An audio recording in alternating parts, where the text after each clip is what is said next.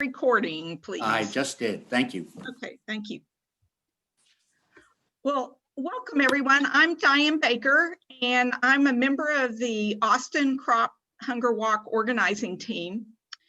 And as you know, things have changed this year. And so we're having this little training to kind of get everybody comfortable with this new thing we're going to be doing this year. You know, I know you probably want to know why we've gone virtual this year. Well, as you all know and are probably painfully aware that this is a pandemic continuation year. We are in stage 5 here in Travis County of our community plan. And actually, we decided to go virtual last year in about the October timeframe. You know, there are lots of plans that have to be made ahead of time if you're going to have an in-person walk. And we were running up against deadlines to do things like reserve Camp Mabry and many other of the plans that we had to make. And so, you know, we were looking out into the future. There wasn't a vaccine at that time. We couldn't have more than 500 people, or we couldn't have 500 people in a place, much less 10 or 20. And we just knew that having an in-person walk was going to be really difficult this year. So we made the decision to go virtual. However, that doesn't change anything about the reason we're having the walk. In fact, if you have seen any of the news lately, you know that the need for what we are doing is greater than ever. Central Texas Food Bank is supplying a great deal more food than they have ever supplied before. And I know our food pantries that we support and our local organizations really are being stretched in new ways and having to do things in new ways so that they can serve people that are affected by this pandemic. But we still want to do this and we still want to have fun. So there are lots of things we're going to talk about today. Ways that you can walk while we can walk, but be separate, but still support Church World Service and our local partner agencies. And part of the fun is we have some a special incentive this year. Our friend and local musician, or she's actually a worldwide musician, Sarah Hickman, has offered a special incentive for people raising funds this year. She is willing to do a Zoom mini concert for the first 5 participants that raise $1,000 or more. And in fact, we already have 1 participant that's raised $1,000. So there are 4 more slots left. Sarah's going to Zoom into your home and you can have as many people watching as you want to. And she's going to sing a couple of songs for you. So if that's not an incentive, I don't know what is. Sarah was with us for our celebration this fall and we really enjoyed her. And I know you're going to have a lot of questions about what we're doing this year. So if you have questions, we're going to have a question and answer session at the very end. But in the meantime, if you think of something, put your questions in the chat or just save your questions until the end of the presentation. We also are recording this session, so a recording is going to be available. We have a new YouTube channel that you can go to, and we're going to put it up on the YouTube channel. We'll probably put a link to it on our Facebook page and on our walk page. So now I'm going to get this really started and turn it over to Kathy. Hello, everybody. Oops. Yep, I'm on. Everybody. So I'm supposed to cover what does it mean to go virtual? Well, when I was first talking to friends of mine, I'd say, we're going to have a virtual crop hunger walk.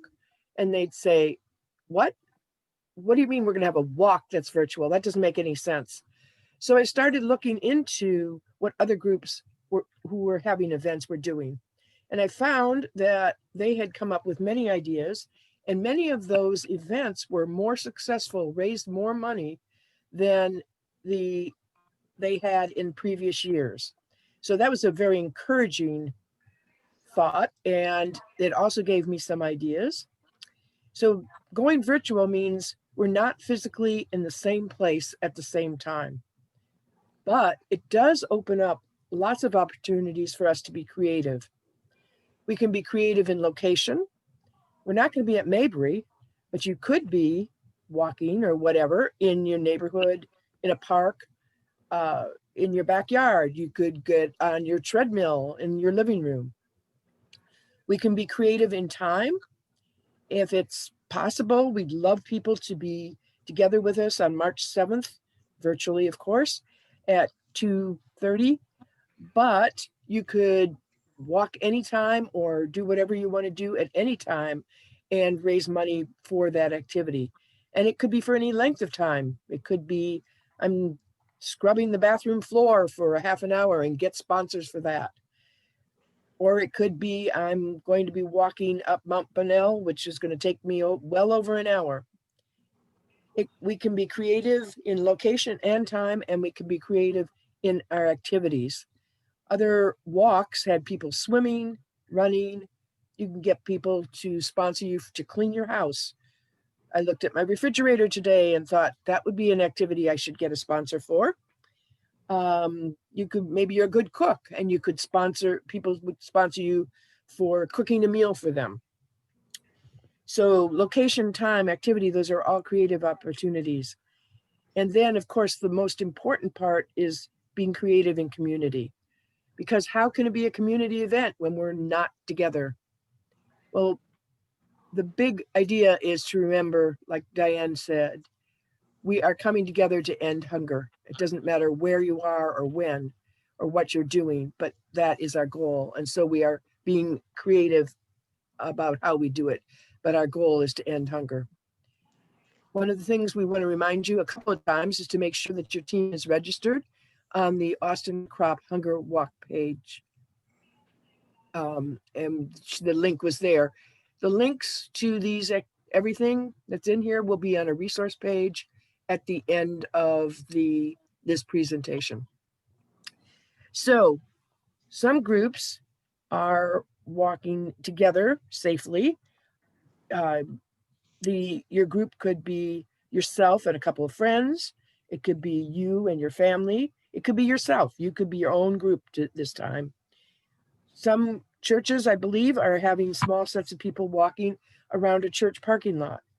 Always maintain social distance, use masks, and follow whatever the guidelines are from the public health department. If you say, well, I've been walking in my neighborhood forever and I am so bored with this, let's do something different for the Crop Hunger Walk. Right now on the austincrophungerwalk.org, there are some suggested other walks. I think each one is about 3 miles, but you don't have to walk all of it. Remember, you can do whatever you want this year. The aim is to raise money to help people in many very difficult situations. The part of being a community event is getting to people know why we're walking. I'm sure a lot of you in the past may have told friends, well, I'm walking in the Crop Hunger Walk. Would you please sponsor me? And they said, fine, whatever, here's $5. Well, one thing we can do this year is to get people more educated about why it is that we're doing something, walking or cleaning or whatever. So some information is now available to you. There are going to be quizzes, and if you take the quiz, there's a possibility you'll win a t-shirt.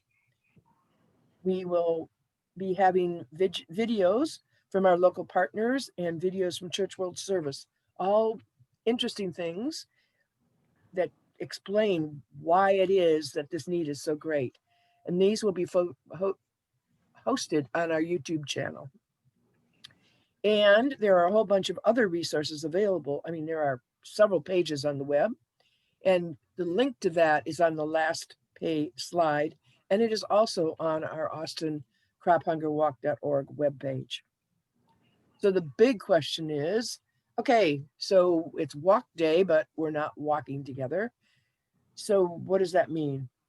Well, at 2:15, we're going to have people getting together and a Zoom step off and get everybody together, do a cheer, or perhaps show a video. We haven't figured that part out yet. And we'll email that link for that to team captains and registered walkers. So everyone will, at least for a few minutes, be together. If you, as you walk, you can post videos of your activity on Facebook. It says there'll be educational videos from ACC like there were in those tables before. That's not clear. The teacher has been reassigned. So we're working on that. But there are the educational videos from Church World Service and our local partners that will be out there. So you want to encourage people, wear your old crop t-shirts as you put it over your coat if it's cold out, or wear it out. Make a poster for your yard. I'll talk about that more in a minute. So making it a community event by involving your friends, neighbors, your sponsors. Have a little Zoom party and watch and share videos. Watch the, nope, we're not doing that one. Take the hunger quizzes. See if who can win the t-shirt and who can answer more questions. I know that Diane did this and took the hunger quiz, and she said, I didn't know all the answers. And she's on the committee and she knows all this stuff. So there's also on the Austin Crop Hunger Walk webpage is a quick and dirty way to make a crop hunger walk sign for your front yard. I don't know about anybody else, but I have tons of political signs left over. And there you can create that into a crop hunger walk sign. The Schlotzsky Bun Run actually gave out signs for people. And when on that day of the bun run, I saw people in the neighborhood with signs out and actually wearing their t-shirts, walking around. And so we don't have the wherewithal to do that, but we do have the wherewithal to give you a quick and dirty how to make your own. If you raise $150, just like in the past, you can get a small flag of one of the countries where we support their work. That link will be set out after the walk or on the day of the walk. And there are more ideas on the resource page, which will be at the end of this presentation. And this presentation, as Diane mentioned, will be posted on the YouTube page and maybe Facebook link. And I think that's it, Diane.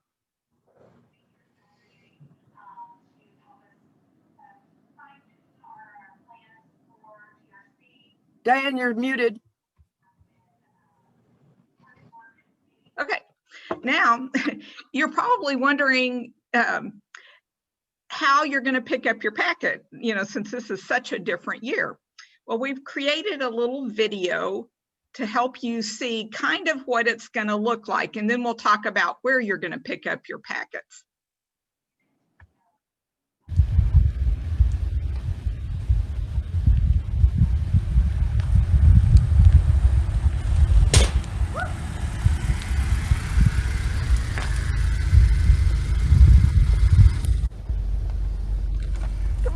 Are you here for the Crop Walk packet pickup? Yes. What church are you from? United Christian Church. Okay, here you are. Thanks much. Thank you very much. Bye. Bye.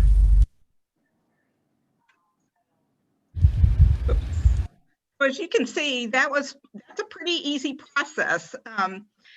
We are going to have packet pickup January 16th. That's next Saturday from 10 a.m. till noon. We're going to have 3 locations where you can pick them up. One is north at United Christian Church, 3500 West Palmer Lane. And this information will be available in other locations, like on Facebook. We'll put this up on Facebook. Central locations can pick up at Westminster Presbyterian Church. They're having some construction, so go to the back of the church where the fellowship hall side of the church is at 3208 Exposition Boulevard. And Nancy will meet you there. The east and south folks can go to Memorial United Methodist Church at 6100 Berkman.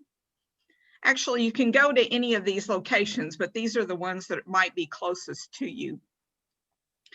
So that little bag that I handed somebody into their car window, what's going to be in that bag? Well, there are going to be some Church World Service posters, Walker envelopes like you've used in the past to collect money.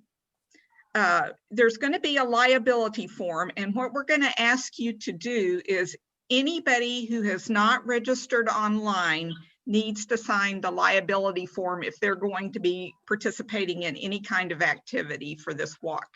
So, you know, if you know someone that's going to do cooking or something like that, please try and get them to do a sign your liability form if they haven't registered online. There are going to be financial instructions about how to handle all your checks and cash that you get. And there are going to be some fun things like wristbands and, you know, a few little other things like that, that you can use to give to your, the people in your group that are going to be doing something. We're going to also email you links to the forms, and so you can create any of these things yourself or get any of these things yourself. So what's fundraising going to look like? Nancy and Kevin are going to talk to us about this. Nancy, you want to go first? And I just unmuted myself. Sorry about that. Okay, so here we are off for another fun year, including me having all kinds of fun with Zoom this morning.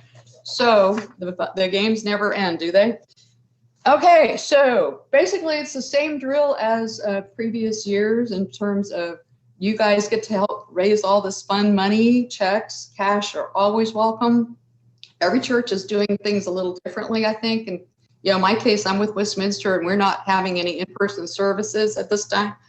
So my plan is to set up a Dropbox sort of situation because the building, the fellowship hall actually is open during the week. So folks could drop off checks or cash there if they choose to do that. Or I'm also they could mail it in, whatever will work for people. We want to make it convenient is my theory. Give them all kinds of options. But I do encourage people to use the platform, the online platform. It is really effective, and the payments are done by credit card, or debit card or whatever. I mean, it's very user friendly. I think what I've tested so far. So there will be a colorful sheet in the packet with specific contact information for me. So don't hesitate to call me, email me. I've worked with several of you in the past, and I am more than willing to come meet you somewhere. If you get, a lump of cash and you want to turn it in ahead of the turn-in day, that's just fine. I will come pick it up from you. Whatever works for you, I'm here to serve. So everything I will be sent off to Elkhart again. Obviously, after we've done the collection day, instead of turning it in on walk day, money on walk day, we decided to go with the Sunday after that because we know you might be busy with your own teams and your own, activities on walk day. So Sunday, March 14th, at those same locations as Packet Pickup, you can turn in all your fundraising packets that your team members gave you, all the money, just like usual, checks, cash, just please do me a favor and try to verify that everything matches up with what it says on the envelope. That's always sometimes a conundrum. But so after walk day, you'll turn in your money to one of these locations. Then we know that in the past, sometimes money comes in after the fact, checks arrive, however to you or at the church. Those can be mailed to me.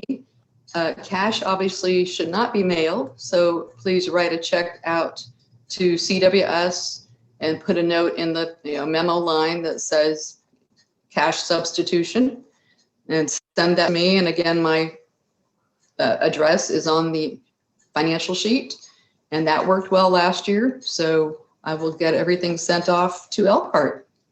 I can't really think of anything else that's new and exciting, but I am looking forward to working with all of you to make this a successful year for us.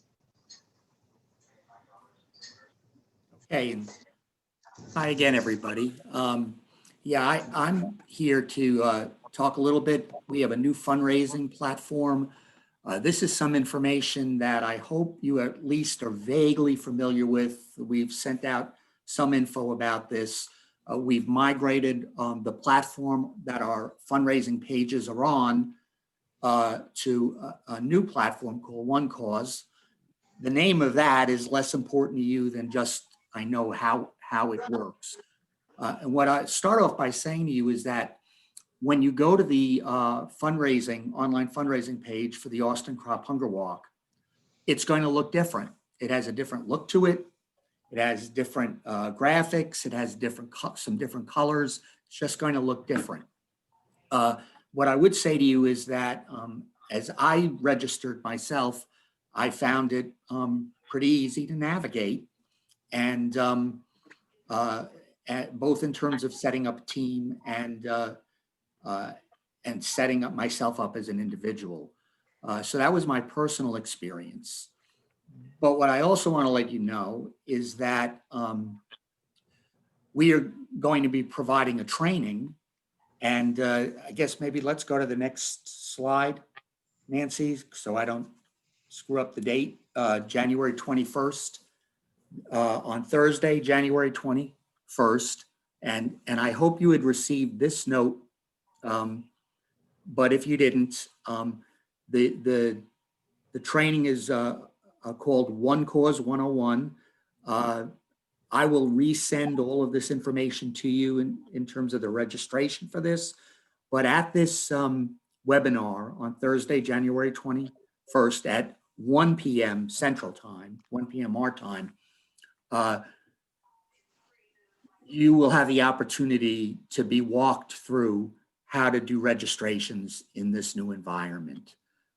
I'm not discouraging you from setting up your page and your team page before the 21st, but if you are a little nervous about that, or if you do, as you're trying to do that before then, run into any frustrations, we'll offer this training. That I encourage all of you to register for this, even if you can't attend at the time when the webinar is live, because it will be recorded, and anyone who registers will receive a link to the recording, and you can watch it at a convenient time.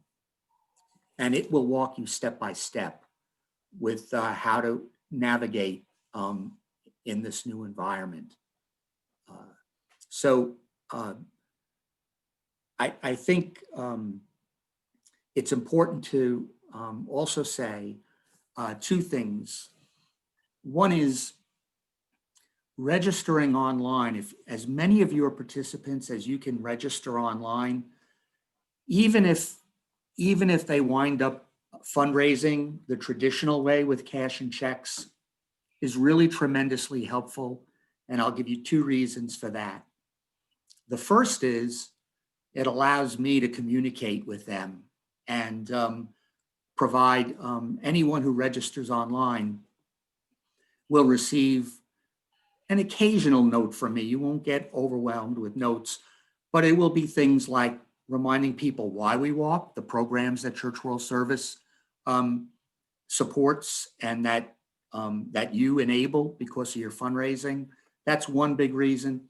The other big reason is that, again, in a year when everyone is going to be spread out, it allows us to know who our participants are, whether they're walking in a small group, as Kathy described, or if they're walking in a family unit, or if they're walking as an individual. And because we won't have any registration at Camp Mabry, like any sign-in, so it allows us to know who our participants are. So as much as possible, I encourage you both certainly to register online yourself, but encourage your walkers to register. And if they fundraise the traditional way, they fundraise the traditional way. But that would be really helpful. So I'm going to make that pitch. Let's see. Oh, and just a celebration. And the celebration is we have 6 teams already signed up. So we're on our way. Thank you to the congregations that have signed up so far. And I also want to mention, which was really important for me, was that you now can link your Facebook fundraisers to this platform. So it's something really exciting and new. Thank you. Thank you. Yeah, I'll say one more thing. The reason we migrated to OneCause is that OneCause has a lot of flexibility in terms of utilizing Facebook fundraisers, and even individuals who are not walking in a walk can sign up and do their own individual fundraiser via OneCause. So there are a lot of advantages to it. I will say to you that our experience with our fall walks is that our participants who fundraised setting up their page, their fundraising page via Crop Hunger Walk, but also did a Facebook fundraiser and fundraised via Facebook, raised 50% more than they did the year before. So it's effective for those who feel comfortable in both environments.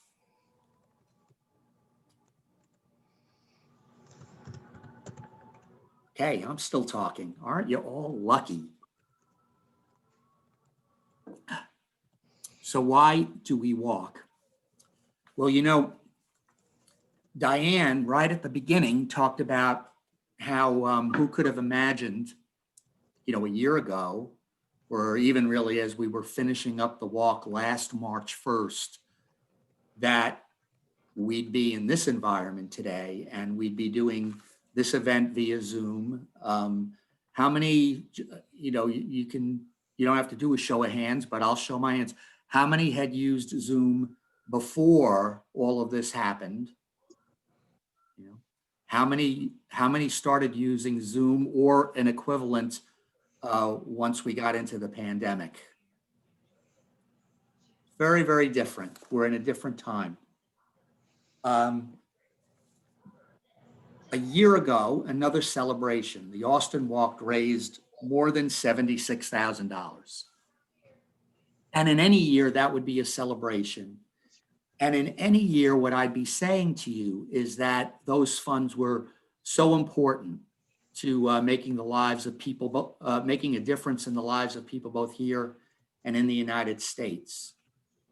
What I'm saying to you today is that, and we did not know this at the beginning of last year, we did not know this when we were walking, that the funds that you raised through the Austin Walk and that our walkers and participants in our spring walks raised last spring were so critically, absolutely critically and crucially important to the mission of Church World Service of feeding hungry people.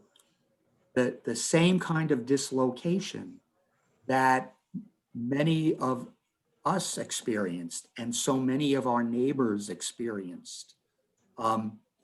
That same kind of dislocation was experienced sometimes even more severely by our neighbors in countries around the world.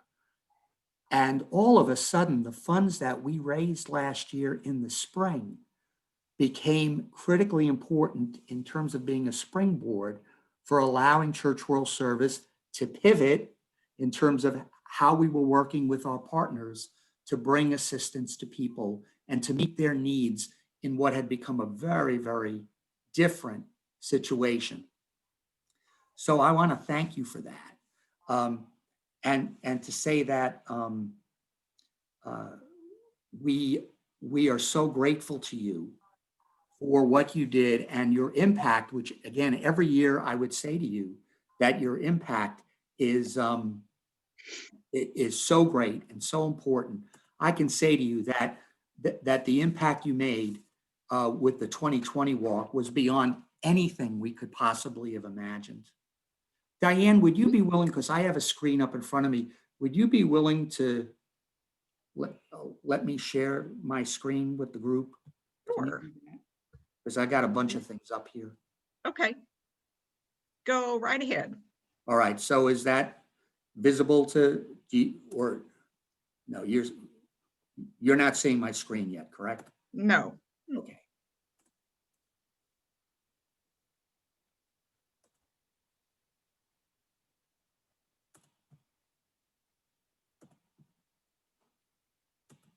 Okay, well. Apologize for this, folks.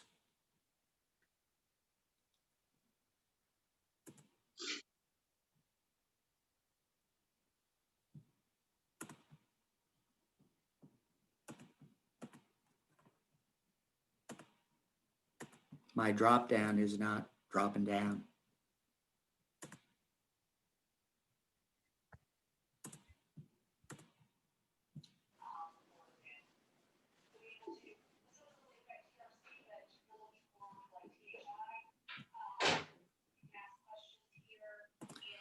I apologize. The wonders and joys of technology when something isn't working the way you anticipate it working.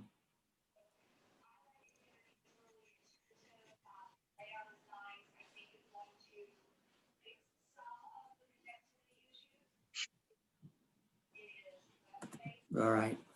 Okay. Well, I'm gonna go with the narrative so I don't hang us all up.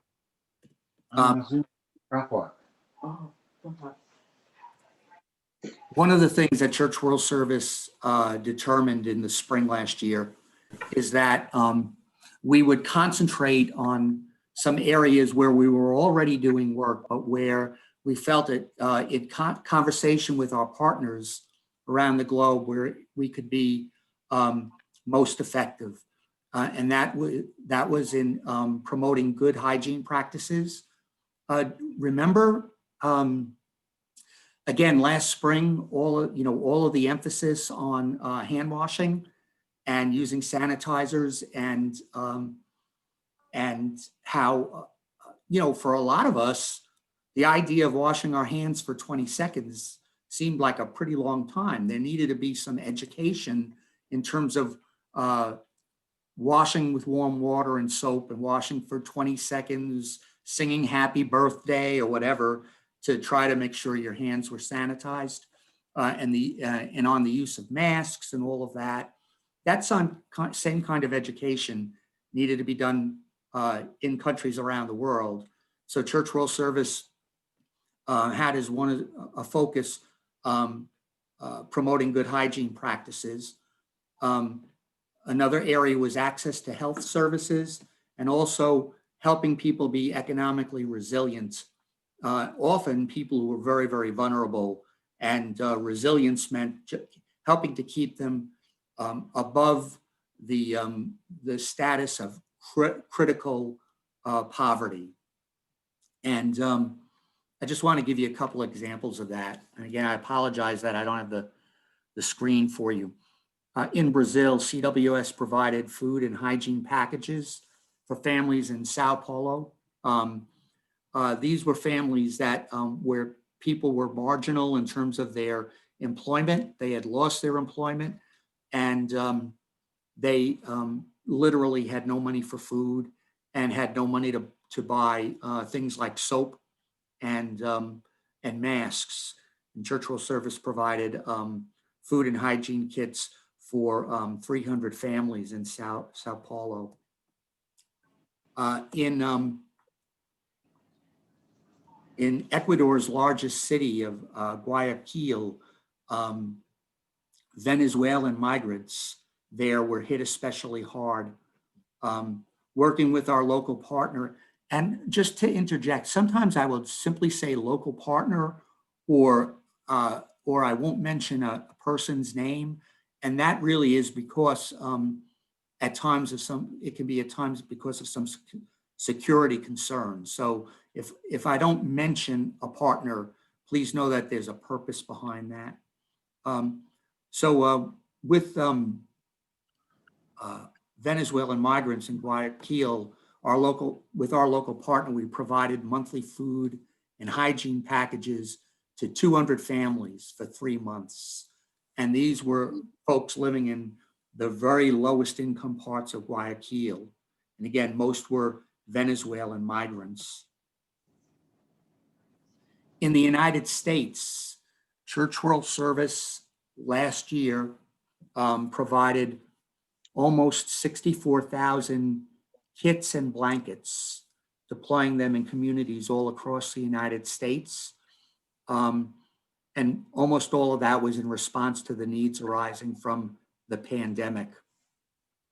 One of those places where we provided hygiene kits was in Houston, Texas, through a CWS partner called ECHOS, ECHOS. And their executive director, Kathy Moore, who has become a friend. I have visited there 2 or 3 times now. Kathy, when I was talking to her, said, you know, a lot of these folks, they've lost their paychecks, and without a paycheck, they struggle to put food on the table. So things like basic hygiene items like soap and a washcloth are beyond their means. And that's what CWS provided with ECHOS for close to 500 families. And that was replicated in communities across the United States. In Egypt, working with our partner, St. Andrew's Refugee Services in Cairo, St. Andrew's director has said that the situation worsens for Egypt's refugees. This statement was made a couple of months ago, but I can tell you that continues to be the case. A worsening situation for refugees who have fled to Egypt. People have lost work, meant they've lost housing. There's increased homelessness. There's increased vulnerability for unaccompanied children and minors, including vulnerability to being sucked into the slave trade.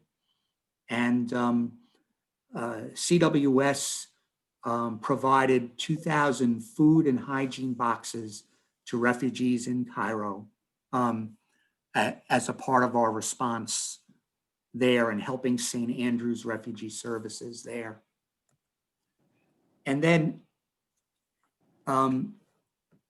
CWS produced a series of videos which featured healthcare professionals sharing COVID-19 information in languages that are commonly spoken by refugee communities in the United States.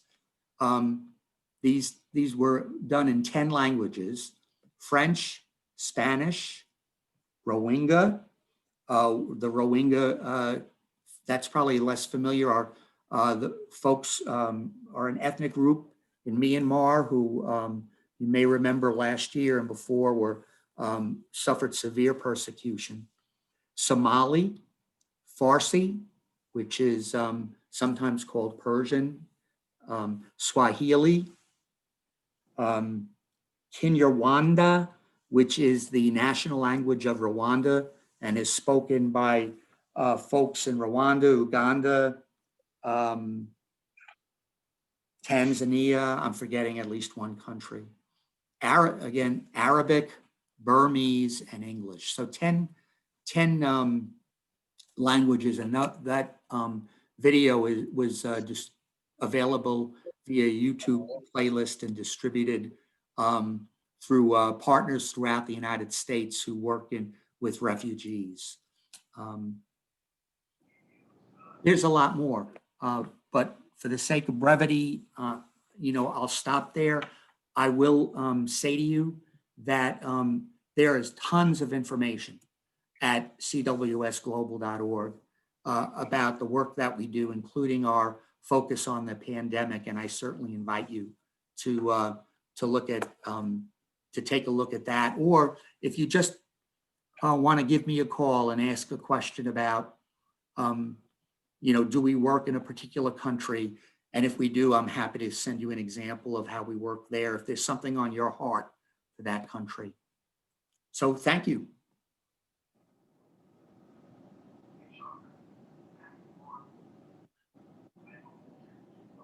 And as you know, 25% of the money that we raise goes to support our local partners like Urban Roots, but we have other local partners, and these are all very important to us.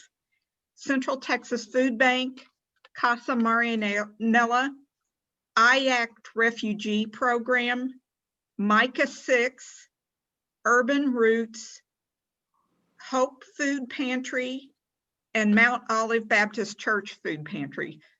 All these agencies here in Austin appreciate our support because it has allowed them to pivot this year in their operations, but also they know they can count on this particular bit of money every single year, and they can budget for it, and it can provide lots of important services for their clients. But here's how one of our partners pivoted this year.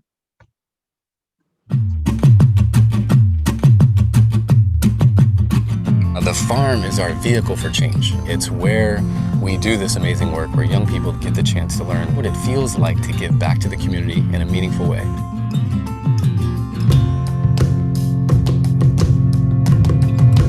For young people, this farm is a refuge. This is my first time. Loving it. We started with 15 young people on 1 acre. Now we're serving over 110 youth per year. What's that one? Volunteers come out to the farm to give back to the community. Youth are the experts. I've learned a lot more about how to lead a group.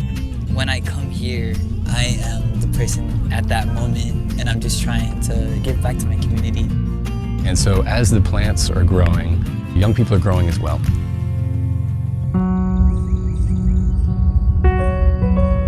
COVID-19 has hit Urban Roots really hard.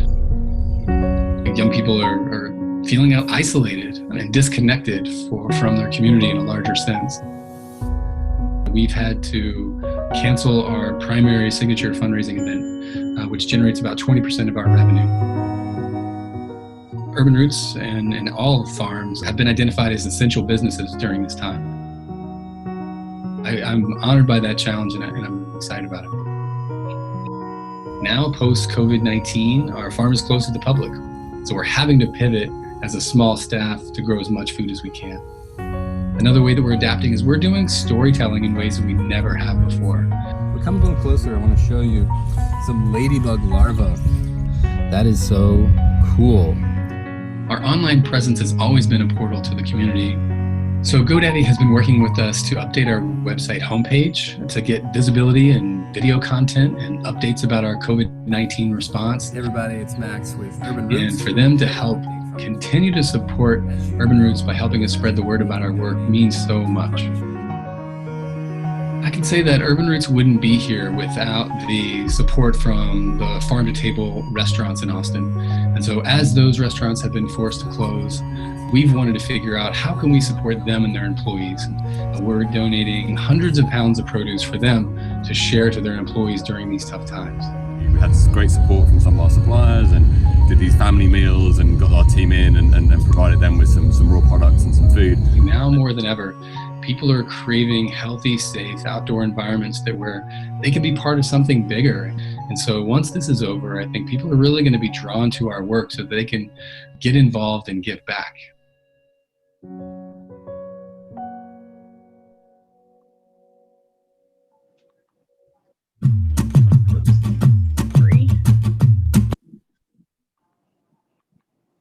So as you can see, what we do is very, very important to a number of, to people around the world and people right here in Austin. We want to thank you for attending this training and also for leading your team to success. You are the real keys to making this walk successful. What you do is, you know, you may not think of it this way, but what you do is important to individuals all over the globe. I really hope you take that to heart and, you know, make this an exciting and fun event for you and your team. If you need more resources in getting going, we will post these on our Facebook page, which is, you can see the link there below. But, you know, we have lots of resources and videos that will be found on our YouTube channel, and it will be updated from time to time. Church World Service Crop Walk resources are available, and they have lots and lots of things that would be valuable to you. And then our own Austin Crop Hunger Walk page at austincrophungerwalk.org is a place where you can get local resources and understand more about our local programs, but also it gives you a link to where you can go to the fundraising page and set up your team page and all those things. So thank you so much for leading these efforts and being a part of this movement. And I think, let's see, that's it. So does anyone have any questions or anything they want to say?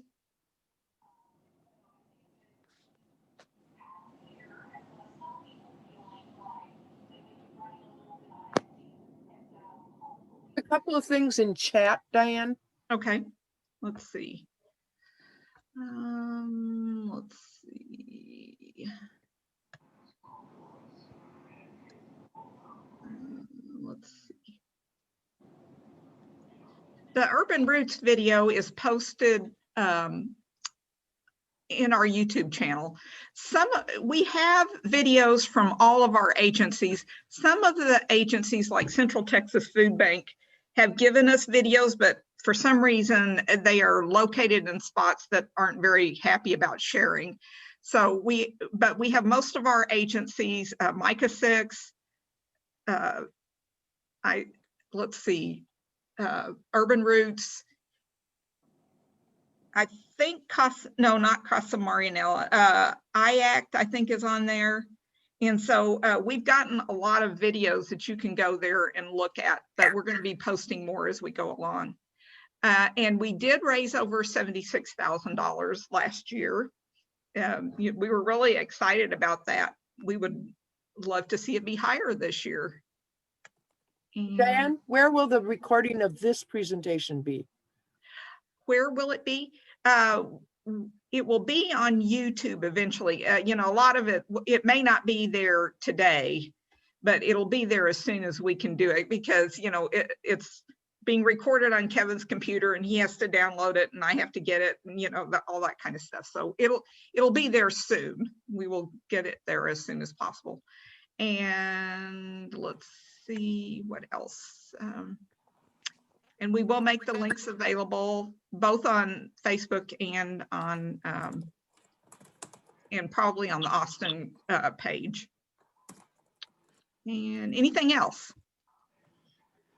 Oh, Diane? Yes. Yeah, go ahead, Diane. I was going to say, yes, the Austin partners are listed on the austincrophungerwalk.org site. So you can find them there. Okay, go ahead. And Diane, I would just add, if, you know, generally in January and February, I'm visiting congregations who invite me to say a few words or something like that. And I'm not doing that this year. But the other side of that is that I would be happy to do a 1 or 2 minute video for your congregation, you know, thanking them for their support and encouraging them. And so check with your pastor and worship leaders to see if that is something that is that they would welcome. And I'd be happy to do a short video and provide that to them for use in worship services or meetings or whatever. And I would also say that if your church wants to do some kind of creative video talking about the crop walk, and I can get a link to it, I would happily put it up on our YouTube channel. So, you know, or our Facebook page. So, you know, if you're doing something creative, I'd love to see it. And strongly encourage you, if you have not liked the Austin Crop Hunger Walk Facebook page, to go ahead and do that. And also there's a National Crop Hunger Walk Facebook page. And that's a place where people share ideas from all over the nation. So I encourage you to like the national Facebook page also.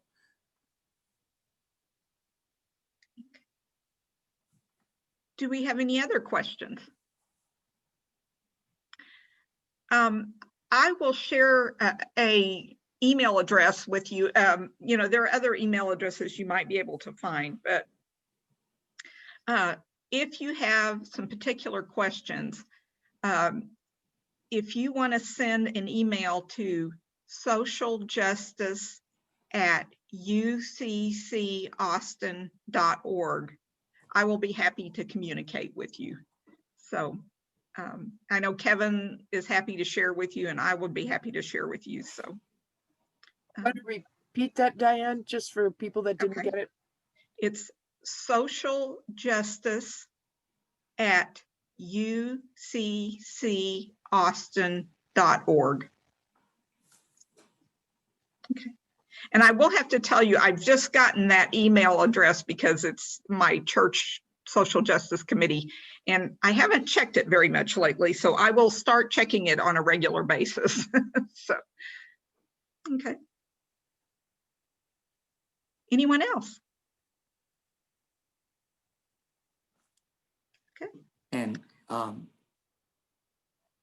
we now have a full walk season and a half of experience with virtual walks, the full fall walk season, and then some of our spring walks in 2020 pivoted, and God bless them because they did that like on a dime.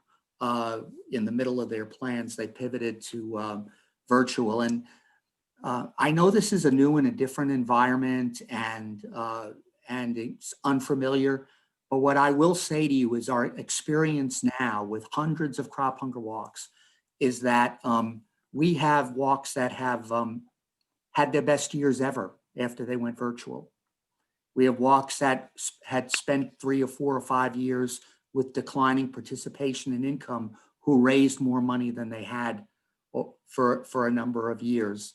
And so this can work, and we can really make a difference. It's different, we'll be apart, but at the same time, we're working together in community to make a difference. So if you're nervous or you're not quite sure, that's all understandable, but it is possible, and we know that from experience now. All right. Well, thank you, everybody, so much. We'll end this session now, and feel free to reach out to us, and also please come to the packet pickup next Saturday and get your information. We would love to see you and meet you in person. So we will be socially distanced, or well, try as much as possible, gloved, masked, and ready to hand off. Thank you very much. Goodbye. Thank you, everyone. Buddy. Bye.